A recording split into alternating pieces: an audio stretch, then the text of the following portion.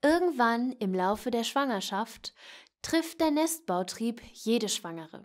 Und spätestens ab diesem Zeitpunkt hat die werdende Mama dann noch das Gefühl, sie muss ihre Geburt nun mit allem Drum und Dran vorbereiten. Im Hypnobirthing-Kurs gibt es glücklicherweise einige wertvolle Tipps für das Drumherum, sodass die Geburt in Kombination mit Hypnobirthing entspannt und angstfrei ablaufen kann. Denn im Hypnobirthing sind es nicht nur die Übungen alleine, die dir eine stressfreie Geburt ermöglichen, sondern auch die zusätzlichen Informationen zur Geburt helfen den werdenden Eltern dabei, eine rundum tolle Geburt zu erleben. Wie das bei einer Hausgeburt aussehen könnte und woran du denken solltest, erfährst du im folgenden Video.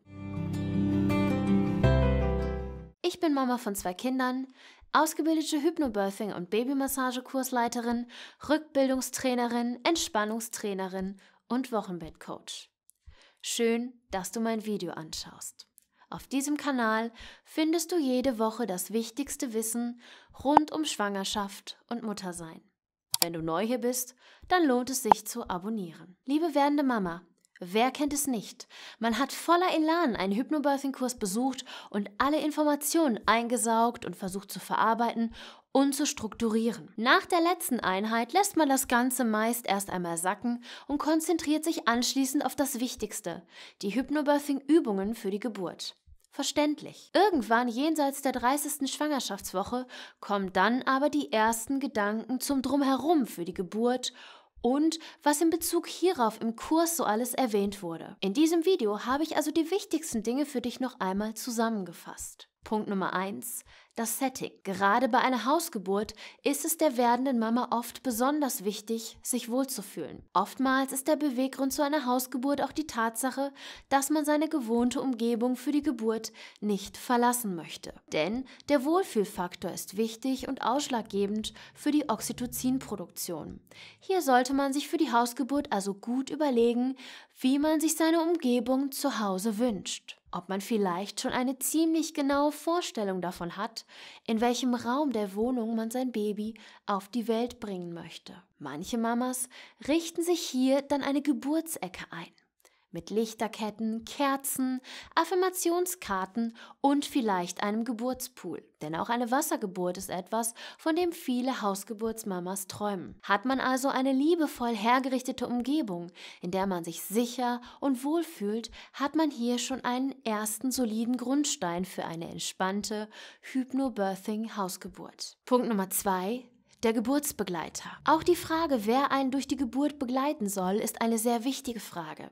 Denn auch hier sollte die werdende Mama sich während der Geburt vollkommen wohlfühlen und sich fallen lassen können. Ist das nicht gegeben, kann es schnell passieren, dass die werdende Mama sich nicht fallen lassen kann und die Geburt sich nicht voll entfalten kann, beziehungsweise langsamer abläuft als ohne diese Störfaktoren. Daher ist es mehr als sinnvoll, sich in der Schwangerschaft intensiv Gedanken darüber zu machen, wen man neben der Hebamme bei der Geburt wirklich dabei haben möchte, mit wessen Anwesenheit man sich wohlfühlt. Denn auch nahestehende Personen, mit denen man ein sehr enges Verhältnis hat, können ein Hindernisgrund sein, sich während der Geburt komplett fallen lassen zu können. Daher ist es vollkommen okay, eventuell der eigenen Mama oder der besten Freundin das Beisein bei der Geburt zu verwehren, um eine rundum intime Atmosphäre zu haben. Es ist also durchaus okay, nur die Hebamme und den Geburtsbegleiter dabei haben zu wollen. Manche Frauen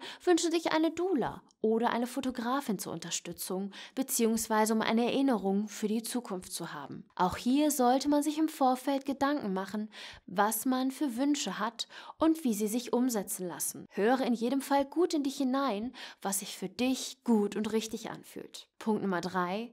Materialien. Ein weiterer wichtiger Punkt für eine entspannte Geburt zu Hause sind die Dinge, die man dafür generell braucht. Denn auch das fällt unter den Nestbautrieb und ersetzt im Fall der Hausgeburt die klassische Kliniktasche. Denn all das, was man in seine Kliniktasche packt, um für die Geburt und den Krankenhausaufenthalt danach mit allem versorgt zu sein, was man braucht, möchte man auch für zu Hause vorbereiten. Eine Checkliste gibt es in der Regel von der Hebamme.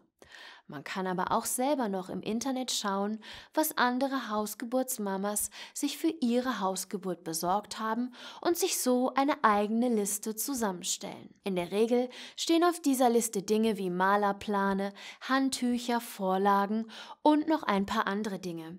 Schau hier, was du brauchen könntest und stelle dir gerne deine eigene individuelle Liste zusammen. Punkt Nummer 4.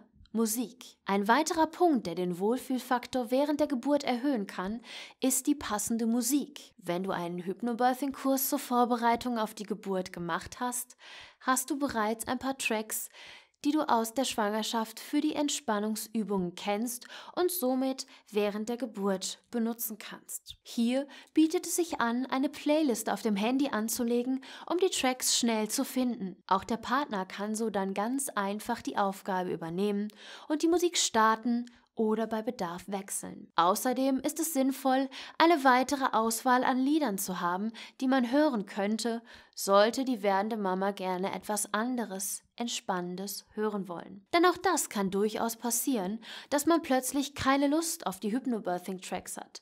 Denn die Geburt ist eine Ausnahmesituation. Und wenn du etwas ganz anderes hören möchtest, tu das. Hier ist es also ebenfalls sinnvoll, vorbereitet zu sein. Punkt Nummer 5. Die Hypnobirthing-Übungen. Zu guter Letzt ist es natürlich von großer Wichtigkeit, die Hypnobirthing-Übungen für die Geburt vorzubereiten. Hier kommt es darauf an, welche Übungen man sich persönlich für die Geburt ausgesucht hat und welche einem die beste Entspannung bringen. Vor allem zu Hause kann man sich hier sehr gut entspannen.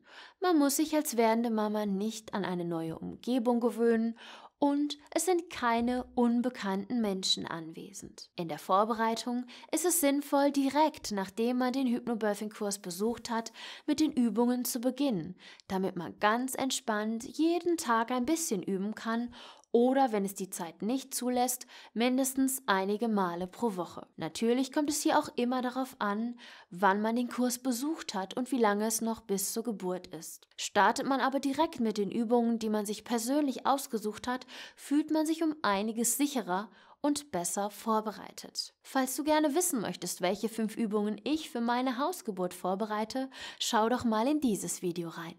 Um noch mehr Mamas auf dieses wichtige Thema aufmerksam zu machen, gib diesem Video ein Like und teile es.